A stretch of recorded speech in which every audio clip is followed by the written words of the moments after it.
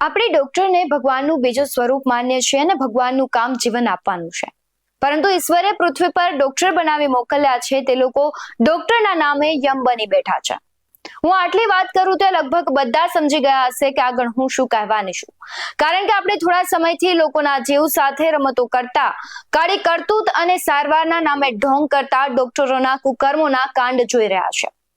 ખ્યાતિ તો પોતાના કાળા કરતૂતોથી વિખ્યાત થઈ ગઈ છે, પરંતુ હજુ એક એવી હોસ્પિટલ છે જેણે નવજાત બાળકને ન છોડ્યું, માસૂમ બાળકનો સોદો કર્યો. નમસ્કાર, BS9 TV ન્યૂઝમાં આપની સાથે હું ભગવતી વિશાવડિયા. ગુજરાતમાં બોગસ ડોક્ટરો ખૂબ વધી ગયા છે, અથવા એમ કહીએ કે હવે પકડાઈ રહ્યા છે. છેલ્લા એક વર્ષમાં જ આવા અનેક બોગસ ડોક્ટરો પોલીસે ઝડપી પાડ્યા છે. ત્યારે ફરી પાટણ SOG પોલીસ દ્વારા બોગસ હોસ્પિટલ પકડવાનો મામલો સામે આવ્યો છે. સુરેશ ઠાકોર નામનો ઈસમ માત્ર ધોરણ 10 પાસ છે, છતાં ડોક્ટર બની લોકોના આરોગ્ય સાથે ચેડા કરી રહ્યો છે, જેની અત્યારે પોલીસ દ્વારા ધરપકડ કરવામાં આવી છે. વિગતે વાત કરું તો સાંતલપુરના કુરાડ ગામે સુરેશ ઠાકોર કોઈ એક પ્રકારની મેડિકલ ડિગ્રી વિના ICU સહિતની સુવિધાઓ સાથે હોસ્પિટલ ખોલીને લોકોની સારવાર કરી રહ્યો હતો. SOG પોલીસે એલોપેથી દવા અને મેડિકલ સાધના મળીને કુલ 13.98 લાખનો મુદ્દામાલ કબજે કરીને આગળની કાર્યવાહી શરૂ કરી છે. સુરેશ ઠાકોર પર B ડિવિઝન પોલીસ મથકે અન્ય એક ફરિયાદ પણ નોંધાઈ છે.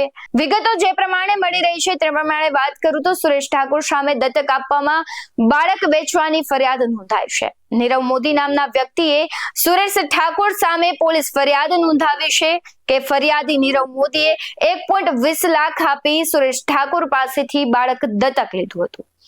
સુરેશ ઠાકોરે બાળકનું જન્મ પ્રમાણપત્ર આપ્યું, પરંતુ બાળક દત્તકના કોઈ ડોક્યુમેન્ટ ન આપ્યા. ફરિયાદી નીરવ મોદીએ બાળક તંદુરસ્ત ન રહેતા બાળક પાછું આપ્યું, પરંતુ પૈસા પરત ન આપતા સમગ્ર પ્રકરણ બહાર આવ્યું. સમગ્ર મામલે પોલીસ શું કહી રહી છે, આવો સાંભળીએ.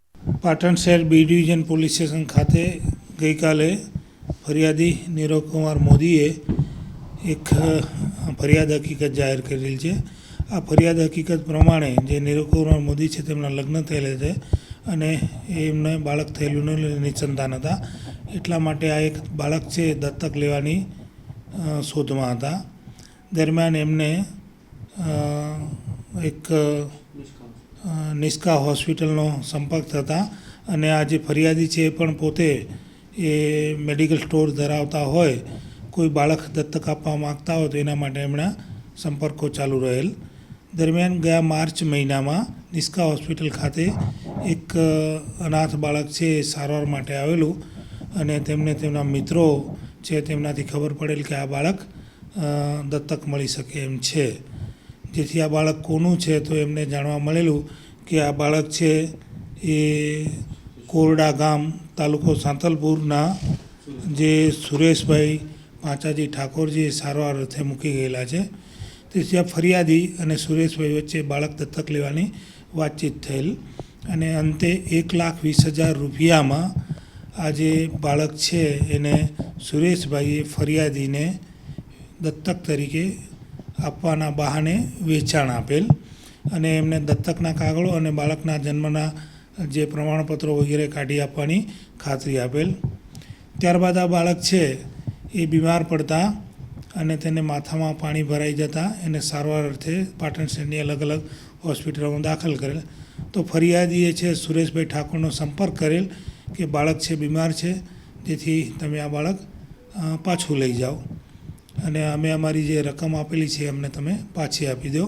અને અત્યાર સુધી તમે અમને દત્તકના કાગળો પણ કરી આપેલ નથી કે આ બાળકનું જન્મનું પ્રમાણપત્ર પણ અમને આપેલ નથી. જેથી આ બાબતે આ લોકોને અવારનવાર મિટિંગ થયેલી અને ત્યારબાદ આ બાળક છે એ જે સુરેશભાઈ ઠાકોર છે એ પરત લઈ ગયેલ અને અત્યાર સુધી ફરિયાદીના પૈકીના 50,000 રૂપિયા પાછા આપી અને ફરિયાદી સાથે છેતરપિંડી કરેલ છે. અને દત્તક તરીકાના કાગળો બનાવી આપવાનો જે વિશ્વાસ આપેલો એ બાબતે તેણે વિશ્વાસઘાત પણ કરેલ છે.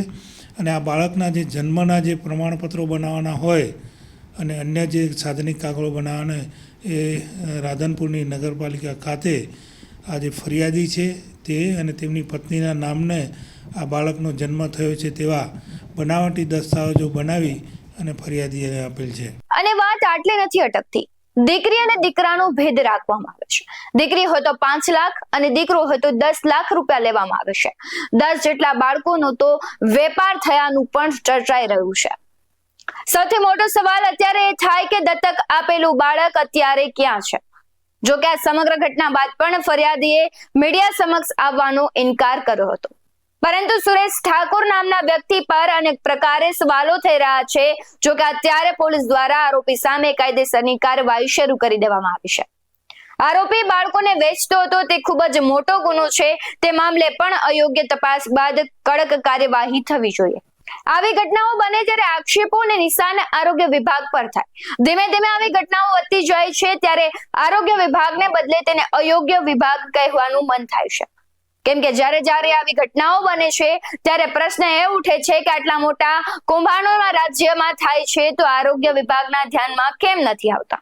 જ્યારે માસૂમો વેચાય છે, નિર્દોષના જીવ જાય છે ત્યારે જ કેમ તપાસ થાય છે? આરોગ્ય વિભાગના અધિકારીઓ ઘોર નિંદ્રામાંથી કેમ નથી ઉઠતા? વાક એનો નથી, વાક આપણી સિસ્ટમનો છે. આ ધૂળ ચડેલા અધિકારીઓની સાફ સફાઈ કરવાની જરૂર છે. સરકાર આરોગ્યની અનેક યોજનાઓ બનાવે છે પણ સરકાર અને સામાન્ય નાગરિક સુધી પહોંચે તે પહેલા વચેટિયાઓ મોટા ખેલ કરી જાય છે. જો આરોગ્ય તંત્ર, જો ઋષિકેશ પટેલ આરોગ્ય બાબતે સતર્ક હોય તો ખ્યાતિકાંડ ન થયો હોત, માસૂમ બાળક ન વેચાયું હોત. રમતો ઘણી મોટી છે, સમજવી અઘરી છે. સરકારની યોજનાનો ઉપયોગ કરી કસાઈ બની નિર્દોષના શરીર કાપનારને સજા ક્યારે? તે પ્રશ્નનો જવાબ કદાચ કોઈ નહીં આપે, કારણ કે આવા કાંડમાં ક્યાંક ને ક્યાંક સરકારી બાબુઓની છત્રછાયા હોય જ છે. ગૃહમંત્રી અને આરોગ્ય મંત્રી કહે છે કે અમે જવાબદાર ચમરબંધીઓને છોડીશું નહીં, પણ ક્યારે? શું આરોગ્ય વિભાગ હજુ પણ કોઈ ઘટનાની રાહ જુએ છે? તેવા અનેક પ્રશ્નો છે, જવાબ કોણ આપશે? આવા જ વધુ અહેવાલો સાથે ફરી મળતા રહીશું. તમે અમારી YouTube ચેનલને સબસ્ક્રાઇબ કરવાનું, અમને Facebook અને Instagram પર ફોલો કરવાનું ભૂલશો નહીં. બાકી નવી અપડેટ્સ મેળવવા માટે આપ જોતા રહો BS9 TV ન્યૂઝ. નમસ્કાર.